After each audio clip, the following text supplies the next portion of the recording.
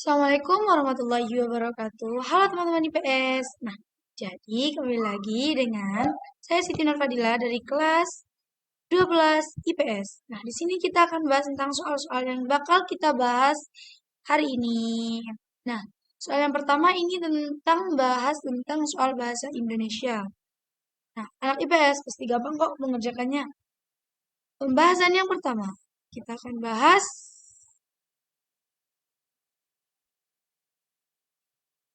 Nah, yang pertama kita akan membahas ejaan, yang kedua penulisan kata, dan yang ketiga sinonim dan antonim. Nah, di sini di materi ini kita akan bahas tentang pengertiannya dulu. Setelah itu kita langsung bahas ke soal-soal ya. Baik, soal yang pertama kita bakal langsung. Nah, di ejaan. Ejaan atau huruf kapital ini biasanya digunakan untuk penggunaan penulisan nama gelar, nama atau gelar, terus penulisan nama bangsa, suku, dan bahasa, dan penulisan nama geografi. Seperti penulisan nama gelar tuh seperti Siti Nurfadila. S-nya itu harus menggunakan huruf besar. Terus Fadilahnya itu juga harus menggunakan F huruf besar. Nah, jadi tidak boleh asal menggunakan huruf-huruf yang biasa kita menggunakan huruf kecil, jangan. Seperti nama bangsa, seperti bangsa Indonesia. Nah, bangsa Indonesia ini juga harus menggunakan kata Indonesia ini harus juga menggunakan huruf kapital atau huruf besar ya. Terus lanjut. Nah, langsung aja kita langsung ke pembahasan soal SNBT-nya agar kita lebih paham. Nah, ini dia contoh soalnya. Saat ini, pembuatan ulos juga sudah lebih modern, yakni dengan memanfaatkan ATBM atau alat tenun bukan mesin. Benang yang dipakai juga tidak diproduksi sendiri, tapi menggunakan benang jadi. Selain itu, banyak juga penenun yang lebih memilih pewarna sintesis untuk membuat kain ulos dengan harga yang lebih terjangkau. Ulos menjadi mudah diproduksi, jadi, saat ini ingin membeli kaos, jangan lupa untuk memperhatikan tekstur bahannya. Kalimat yang tidak koheren pada kalimat ada di kalimat nomor berapa? Nah, jawaban di sini adalah D, yakni nomor 4. Kita bisa lihat sendiri. Kenapa kok bisa? Karena kalimat ini tidak berkesinambungan. Atau bisa kita lihat sendiri pada kalimat pertama ini, kalimat nomor 4 ini seperti tidak ada kesinambungan atau tidak efektif. Nah, lanjut soal berikutnya. Materi penulisan kata. Penulisan kata ini biasanya berhubungan dengan kata berimbuhan, kata gabungan, kata depan, kata partikel, kata sandang, terus konjungsi. Contoh kata berimbuhan kayak di, itu kata depan, Contoh di, ke. Kata berimbuhan tuh kayak eh berapaan, ada an, ada imbuhan an, mi atau ing atau eng seperti itu. Kata gabungan, gabungan antara dua kata sehingga bisa menggabungkan kata yang pertama dan kata yang kedua. Terus kata depan seperti me, di, ke, seperti itu. Mencari, di mana, nah seperti itu. Terus kata konjungsi. Konjungsi ini biasanya berhubungan dengan sebab akibat ya. Langsung aja, sudah paham, kita langsung ke materinya. Baik, soal SNBT lagi. Nah, soal yang sama. Soal yang sama kita sudah membacanya ya.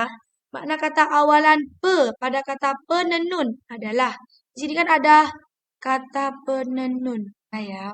Nah, selain itu banyak juga penenun yang lebih memilih warna sintesis. Di sini ada kata penenun guys. Jadi makna kata awalan pe merupakan kata apa? Yang benar jawabannya adalah E. Penenun ini adalah kata awalan. Sesuai dengan materi yang kita yang awalan tadi, pastinya di sini yang bermakna makna dari kata penenun. Di sini yang ditanyakan adalah makna dari kata penenunnya sendiri.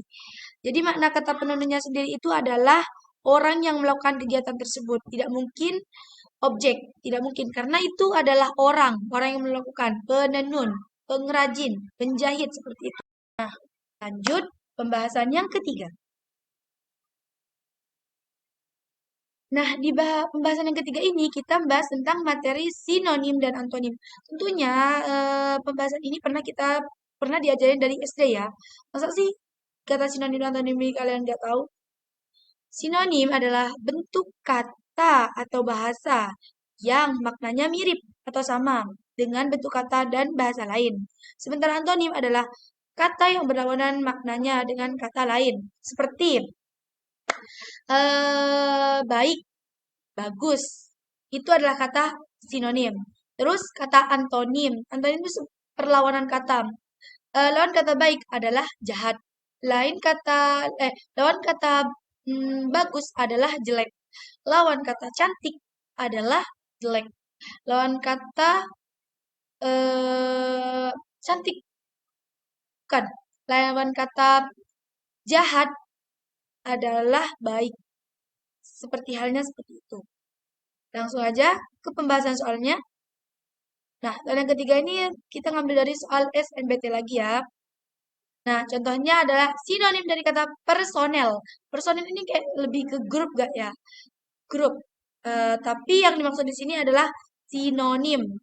A orang, B barang, C petugas, D manfaat, E ketua. Ya, yang jelas jawabannya adalah C ya, petugas. Karena personel ini lebih ke grup atau kumpulan dari beberapa orang ya. Jadi seperti petugas atau karyawan. Nah, ini masuk ke personel atau teman. Kalau orang ini hanya mencakup banyak orang. Nah, ini maknanya ambigu ya. Terus barang, karena yang ditanyakan di sini adalah personel atau orang atau dalam artian makna orang hidup ya. Terus manfaat, gak mungkin dong manfaat, nah beda dong. Nah, pastinya jawabannya adalah C. Gimana? Gampang bukan? Nah, jadi cukup sekian pembahasan dari saya. Mungkin anak IPS bakal gampang untuk mengerjakan soal-soal yang telah diberikan. Apalagi soal SNBT. Nah, mungkin kalian bisa mempelajari materi-materi yang belum kalian pahami atau langsung tanya ke email saya. Atau langsung komen di YouTube. Oke? Baik, kurang lebihnya mohon maaf. Wassalamualaikum warahmatullahi wabarakatuh.